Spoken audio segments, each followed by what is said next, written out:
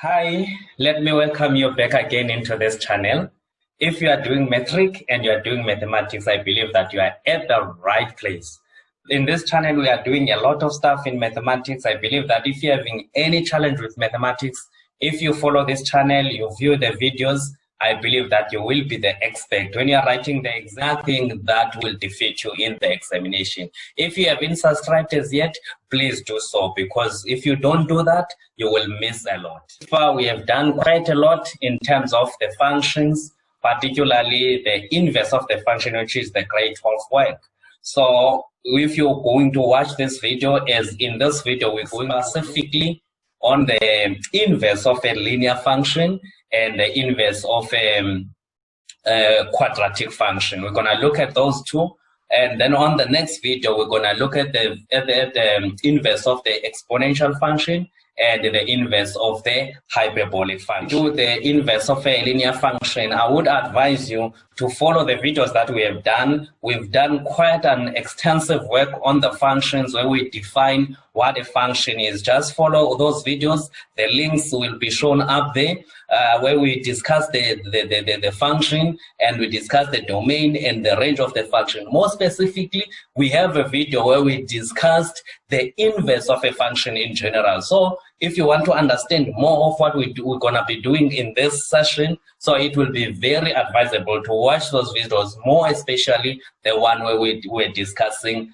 the inverse of a function. Better understanding, I think it will be the best that we go a little bit and revise the little stuff that we've done in the previous video where we were doing the inverse of the function in general. I'm not saying that you not need to go and watch the video, because I'm gonna just take some part of what we've discussed in that video that will be very helpful in the work that we're going to do just now. For instance, now as we are doing the inverse of the function, so we discuss what the inverse is. So let's just recap and go over those things that we discussed in that video.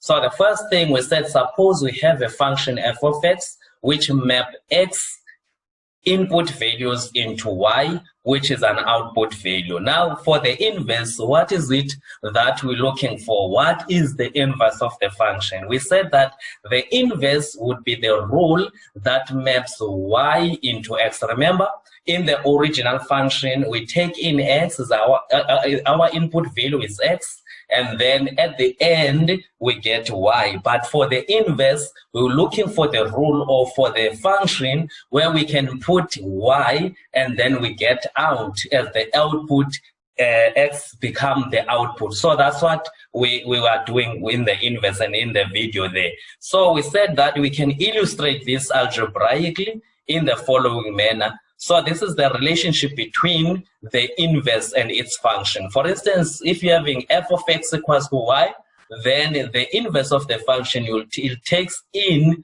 y, and then what comes out is x in an inverse of the function. So the inverse undoes what the function has been doing. So if we can say in a general sense, or in a most polite way, you can say it's an undo button. So because the inverse is, it undoes what the function is doing.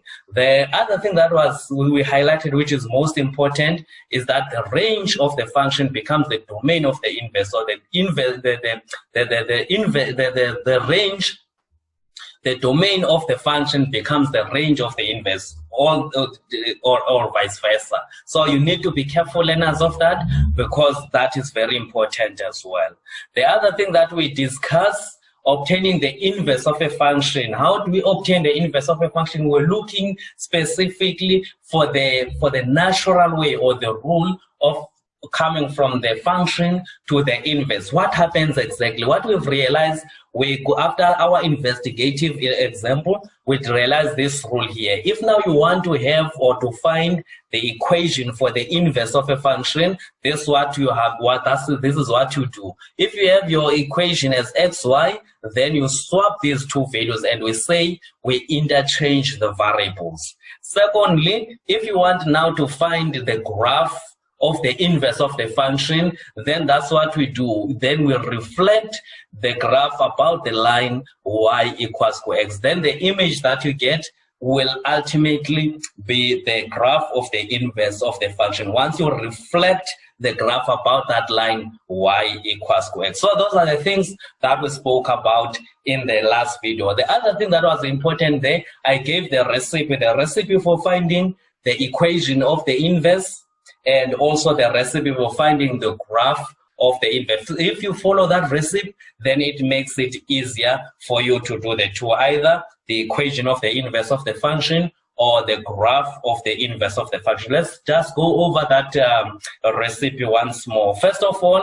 we look graphically. If now you want to draw the graph of the inverse of a function, what are the things that you need to do? The first one that you need to do is that you have to draw the graph of f, which is the original function. Once you've done that, then you draw the line y equals to x. It is easy to draw that line y equals to x. After you've drawn the line y equals to x, what do? You reflect the graph, the original graph about the line y equals to x. And finally, the image now that you got, the graph, the reflected graph about the line y equals to x become the inverse of f. So this is the recipe that you need to follow when you want to find or determine the graph of the inverse of the function. Secondly, now the other question, if you are given the equation of the function, and then they can ask you to determine the equation for the inverse of that function. So again, here is another recipe for finding the equation now of the inverse of a function. So algebraically, how do we determine the inverse of the function? First of all, if your function, as we have said before, if your function is f of x, we'll replace f of x by y. You can see there, we'll replace that f of x by y. And then after you have done so, we interchange the variables. For instance, your function, if it has xy, then wherever we have got x in our function, we'll replace it with y. Where there is y, we're replacing it with x. So we interchange the variables. The next thing that we do, after you have interchanged the variables, then you make y the subject of the formula. I believe that you've done this a lot in literal equations in grade 10. You know how to make something the subject of the formula. I don't think that would be any of a problem to you at this stage. The last thing now that we emphasized last time, that now once you have your y as the subject of the formula, you can replace y with f inverse of x, but you only do this once you determine that the inverse that you have got is a function. Because if the inverse is not a function, you cannot use this symbol for the inverse function, because we use this when the inverse is also a function. In this video, we're going to discuss the inverse of a linear function and the inverse of a quadratic function, but we will leave that part where you have to determine the inverse of a quadratic function, which will itself be a function. We're going to do a specific video for that at a later stage. Just keep on following the link. Just keep on following the channel. Then you will see and you will have all this information there available for you. Wasting any time further, now we are looking at an inverse of a straight line.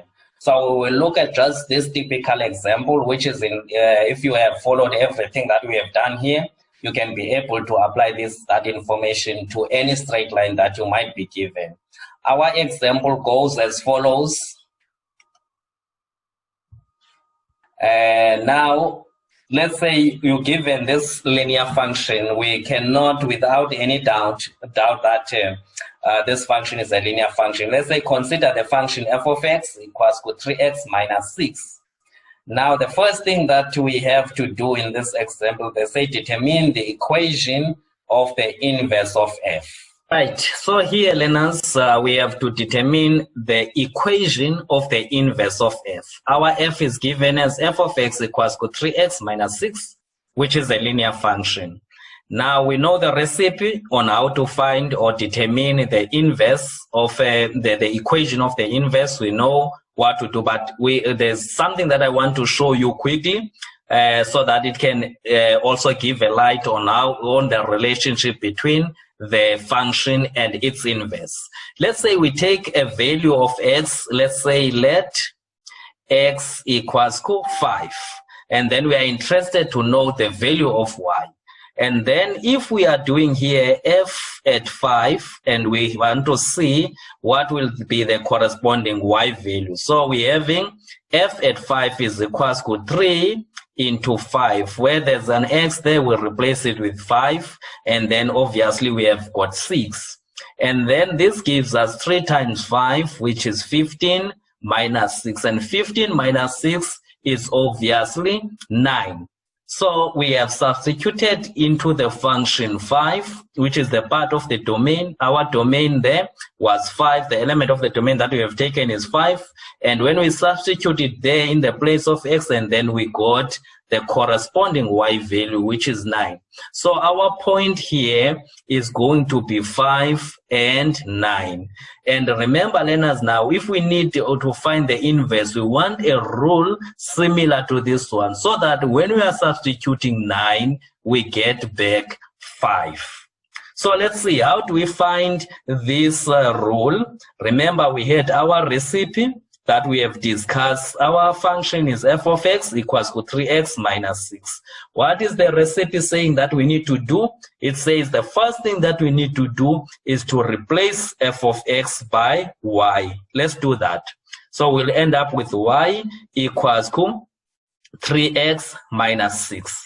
The second thing that we need to do in our recipe is to exchange these values, interchange these values or swap these values. Where there's an x, you put y. Where there's a y, you put x. So if we do so, we write this as x equals to 3y minus 6. Can you say that, learners? Now, once we have that, now we have to make this y here the subject of the formula in this equation. We can easily do that by first taking minus 6 to this side. So what are we going to be left with this side? Obviously, we'll be left with only 3y, but I like to write it on the left-hand side. So I'm having 3y equals to x plus 6. Remember, because 6 is negative, when you take it over, it's going to change the sign. Now it's going to be a plus 6. The next thing that we need to find here, because we have to have y as the subject of the formula, not 3y. So we can divide on both sides by 3. If we do so, we'll end up with y equals to 1 over 3x plus 2, because you'll divide each of these by 3, because 3 goes to 6 2 times. Then that will be the equation of the inverse of f, our original function there. Remember, we were looking for the inverse of this function. Since we know that this is a function, is a straight line, we know it's a function, we can replace now y with f inverse of x equals to 1 over 3x plus 2. Now, remember, learners, we said we needed a formula, which I believe is the formula that we've got, whereby when we are looking now at our point there that we've discussed, we said we're looking for the rule. When we are taking 9 into the formula, then it's going to give us 5. Let's see. Now we say let our x in here, let x to be equals to 9. And then we want to check if this formula will give us back 5. So if we are substituting now f inverse at 9, what is going to happen? In the place of x, we'll replace it with 9. So we'll be having 1 over 3 into 9 plus 2. Now, if we continue, 1/3 times 9, obviously the answer is 3. It's the same as 9 divided by 3, which is 3. Then 3 plus 2, obviously we know the answer is 5. We should be very confident now, because we got the formula that reverses what the function have done. In the original function, when we did put 5 in the place of x, or substituted x for 5, we got a 9. Now we discuss, or we find a formula whereby now when you're substituting the end result, you get what was in the domain in the original function. So this indeed an inverse of this function. For those of you who likes computerized stuff, Obviously not so fond with my handwriting. So I'm having the same information there when we were looking for the inverse of this function, linear function f of x equals to 3x minus 6. So we said earlier, the first thing that we need to do is to replace f of x by y. Once we do that, this is what we get. Now we're having y equals to 3x minus 6. The next thing that we need to do is to interchange the variables, meaning where there is a y in here, we replace with x, and when there is y, when there is x, we replace it with y. So in a nutshell, this is what we're going to have. Now our equation, once we interchange the variables, is going now to be x equals to 3y minus 6. The next thing that we need to do is to make the y the subject of the formula. I believe that you have done quite a lot of that in grade 10 when we were doing literal equations. So I don't think it's any of it difficult for you to make any letter the subject of the formula or any variable. So once we can start here by taking minus 6 to the other side, and it's going to be positive. And then now we're having 3y equals to x plus 6. The next thing that we need to do here to have our y as the subject of the formula is to divide on both sides of the equality by 3. Once we do that, we're having now y equals to 1 over 3x, or 1/3 of x plus 2, which is our inverse for the our equation for the inverse of f. Now, since we know that this is the equation, this is a function, because this is a straight line. A straight line is a function. Then we can replace y with f inverse of x. And you can see there, for instance, here now, if this is a straight line, if you draw the graph of this and then you apply the vertical line test, you can easily see that it will pass the vertical line. Or if you base your argument in the original function, again, it's a straight line. Now, if you want to discuss the inverse based on the original function, you cannot draw the vertical line test. Of course, you will have to draw the horizontal line test. If now this one passes the horizontal line test and is one-to-one function, then you know that its inverse will also be a function, which is the case in here. The question that will be asked, is f a one-to-one function? Justify. So I believe that you already now that question we can answer as I am speaking, because you know that all linear functions are one-to-one function. Secondly, the question that is being asked is the inverse of a function, is the inverse of f a function? Yes, obviously, since we have already answered this question here, that the straight line is a one-to-one function, then automatically its inverse will be a function. The fourth question that we need to answer in this question, they say draw the graph of the inverse of f. And then that's what we're going to do in a minute. We're going to draw the graph of the inverse of f. That's what is going to happen, learners. So, for instance, now, if we want to draw the graph of the inverse of f, remember I said the first thing that you do in our recipe is to draw the graph of the original function. Here is the graph of the of f there. You can see it is intersecting the x-axis at 2, which is your x-intercept, and the y-axis at -6. Now, if you want to determine the graph of the inverse of this function, there are two easy ways of doing it. One is most easier, because we know that these coordinates will be interchanged. For instance, this one is 2 and 0. So if now we do the inverse, that means those two values will be swapped. Instead, now it's going to be 0 and 2. And 0 and 2 should be here now in the y-axis. So that's where we're going to have the intercept, the first intercept. And now if we look at this one, which is the y-intercept, if we are changing this coordinate, because now this coordinate is -6, is 0, -6.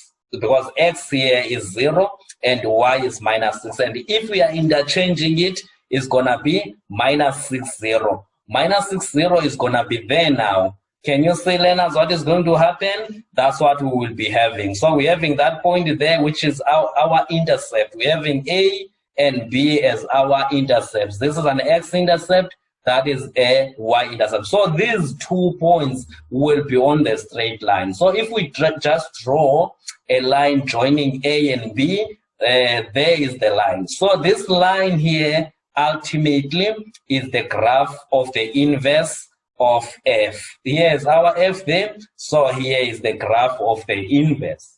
To look at it in another way, remember we said you can do this by drawing the line. You can find the inverse of the function by first drawing the line y equals to x and then reflect the original function about that line.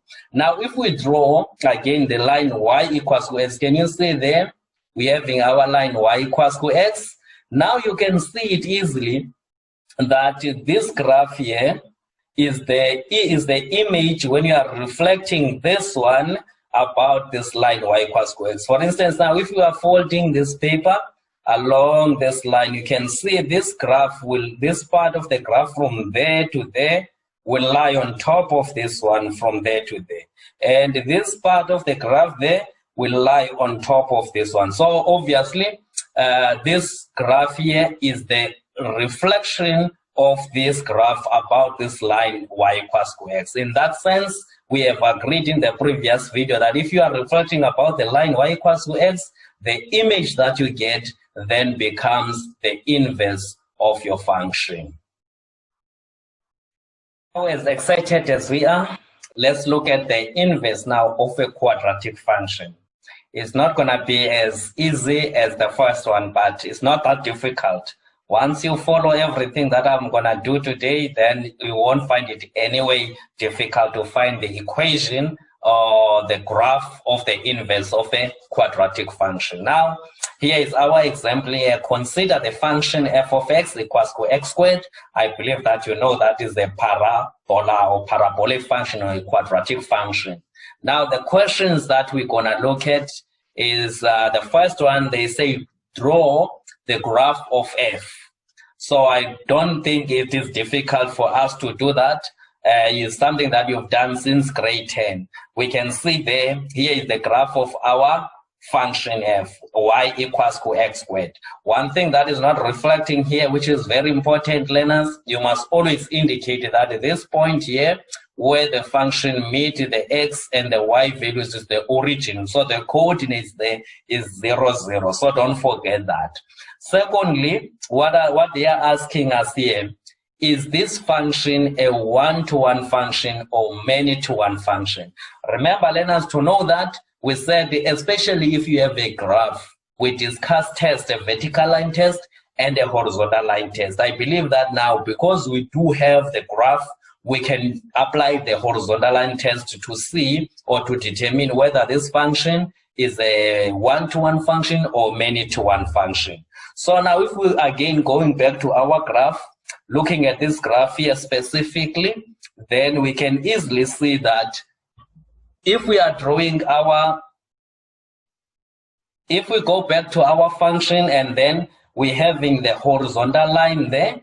Now, if we move this horizontal line upwards, we can see that this line now is intersecting the graph of the parabola in more than one place. It intersected there, here, and there, meaning now this function fails the horizontal line test. So this function here is a typical example of a many-to-one function. I believe that you already know the implication if the function is many-to-one in terms of the inverses. I believe that that would be the next question that we have to answer.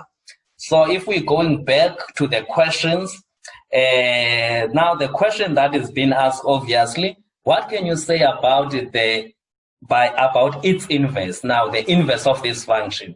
Knowing that the function is a many-to-one, obviously we can say the inverse for this function will not be a function. Remember, learners, there are these two ways in which you can discuss whether the inverse of the function will itself be a function by either considering whether the function is one-to-one or many-to-one, or drawing the inverse, the graph of the inverse, and then apply the vertical line test. Once you apply the vertical line test in the graph now of the inverse, you can also deduce whether the inverse of that function is the function itself. So there are those two ways, and you need to be more specific. Which one are you using? Are you using the fact that the function is many-to-one or one-to-one, or you have drawn the graph of the inverse of the function and then applied the vertical line test? Because if you're using the original function to determine whether the inverse of that function will be a function, then you will have to apply the horizontal line test. But if you're using the graph of the inverse, you have to apply the vertical line test. Even in your justification, it must be clear which test you are relying on and which function you are basing your argument on, either on the original function or the graph of the inverse of that function. Look at number 4 quickly. And in number 4, we are asked draw the graph of the inverse of f. I think that's where we were heading to, and I believe that you are very excited. You are so eager to know how to draw the graph of a quadratic function. So let's do that quickly, learners. So what do we do? The first thing that we need to do here is to draw the graph of the original function according to our recipe. The next thing that we will have to do is to draw the line y equals to x, because we are intending to reflect this graph about this line. It might look a little bit technical, but once you do this a couple of times, then it becomes very natural. Now, let's just see how would we reflect now this graph about this line. It looks too huge, but if we do it piece by piece, then we can see that it will be very easy for us to do so. Now, if we consider this part of the graph from there, the origin, up to the point where these two lines meet, it would be easy for us to reflect this graph about this line. So it's going to be just a flip over this line. So that means this part here, instead of going this way, will start going like that. So it will have a nice curve on this side, the same curve that it have on the other side of the line. And also, if you look at this part here, it's going to flip around. So what you'll end up having there is going to be a nice little curve like this, something that is reflected about this line. Now, the other part that is looks a little bit tricky would, of course, be to reflect this side, this part of the graph. But it's not that difficult, because you must remember, learners, every time when you have to reflect, is you just imagining yourself folding the page about the line that you are reflecting about. So if you are folding this line here, this paper here, along this line, then we can see that, and then if maybe we imagine increasing on top of this graph, then this part of this function or this graph will ultimately fall in this direction, so that when you are folding this board or this paper along this line, then these two, this part of the graph and the image there that you have drawn, they must coincide, they must lie on top of each other. So, in a nutshell, how the graph of this function is going to look like. So, this is the typical graph that we will be having. So, in conclusion, the inverse for this function, when we are reflecting this graph about this line, then we're having that part. Remember that we have discussed this part here, when it is flipped over the line, then it becomes this part. And then if you are flipping this part of the graph again about this line y equals to x, then it becomes this part. Same applies there. When you are flipping this part of the graph, then that's where it's going to go. And then if you are folding this paper along this line, it is easy to see that all these parts will lie on top of each other. That means now what we are having here, our image, is the inverse, or is the graph of the inverse of f. Remember, there it intersects the x and the y axis, at the origin, which is 0, 0. So you will need to show that point there, that this point is 0, 0. So my emphasis was more on drawing this graph. So I kind of forgot to put that point there. So remember, learners, you don't forget to do that, to put that point in there. So ultimately, this will be the graph of the inverse of a quadratic function. Let me emphasize this, learners, that if you have to draw the graph of the inverse of any particular function, it is not mandatory that you always draw the line y equals x. If you know the inverse, how it looks like already, because once you practice this thing over and over, you would always kind of know how the graph of the inverse looks like. So it is not the matter of math that you must always draw the line y equals x whenever you are asked to determine the graph of the inverse of the function. You can just draw the graph of the inverse of the function and put all the necessary intercepts or coordinates that are required. That would be enough for you to get all the marks. Okay, learners, we have to determine the inverse of this quadratic or parabolic function f of x equals to x squared. I believe that you already know now what to do. We're just applying the recipe, replacing f of x by y, interchanging the variables, make y the subject of the formula, and then what you've got at the end will be the inverse of this function without any doubt. So it is important for this function, specifically the quadratic function, to determine its range, because the range of the function is the domain of the inverse. We will see the reason why I'm specifying the range or the domain there, because the inverse for this function will not be defined for all x values or in all r.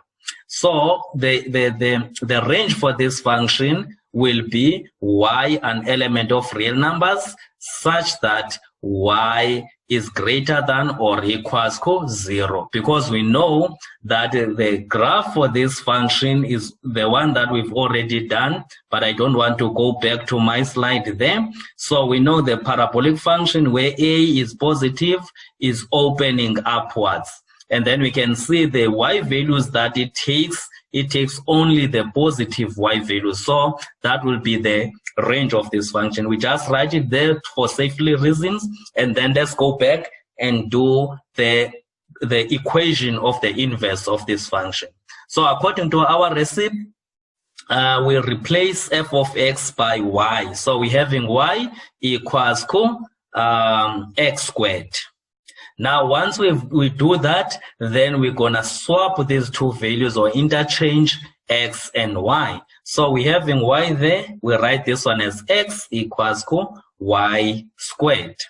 Now, the next thing that we need to do is to make this y here the subject of the formula. We can equally write this as y squared equals to x.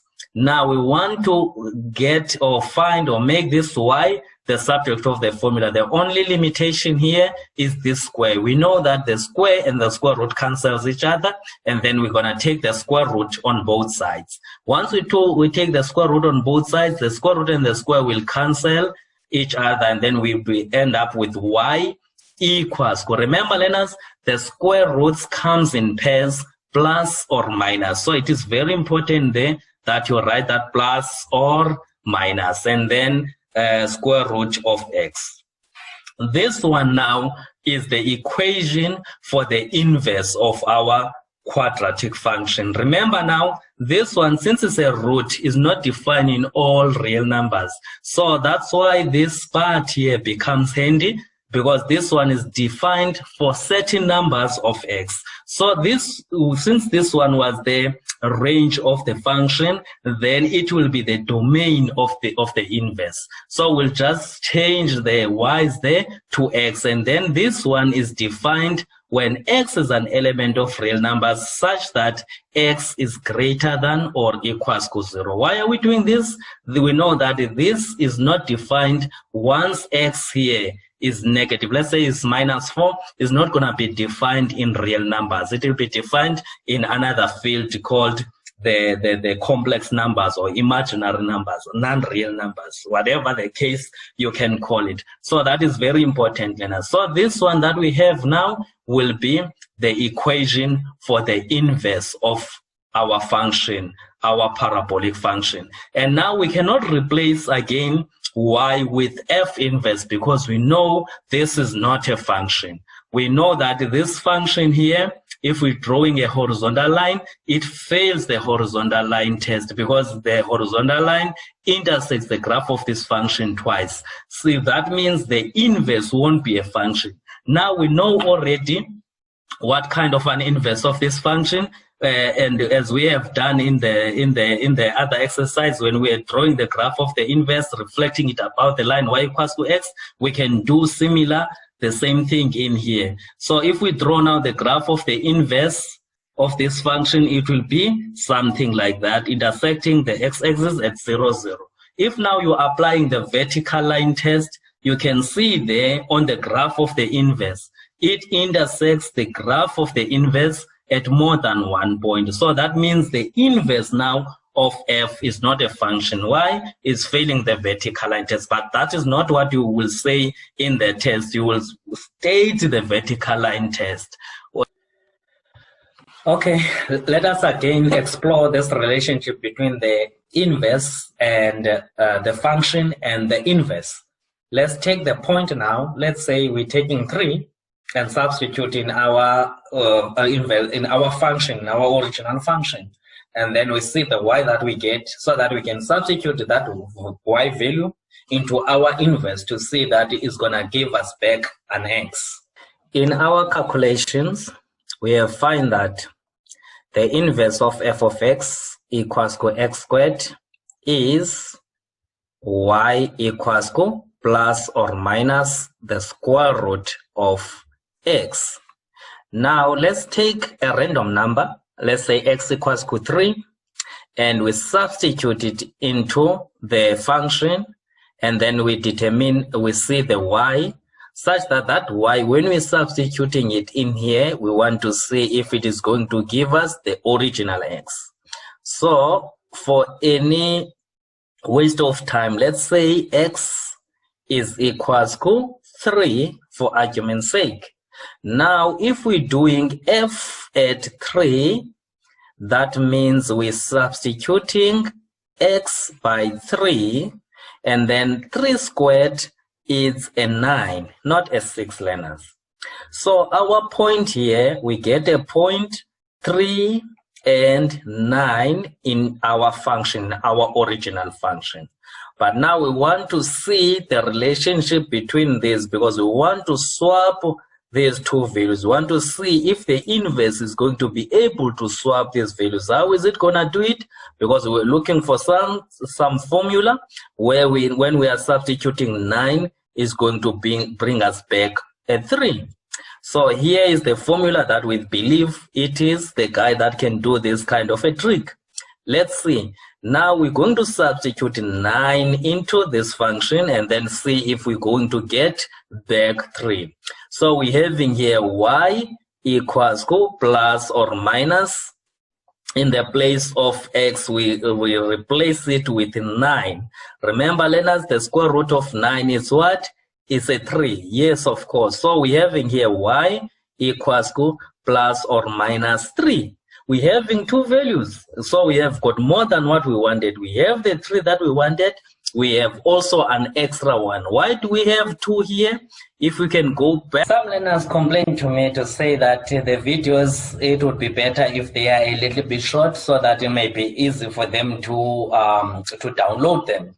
So I decided that instead of doing all these functions at once, the inverse of these functions as once, which is the straight line, the parabola, the hyperbola, and the exponential function, I divide them into 2.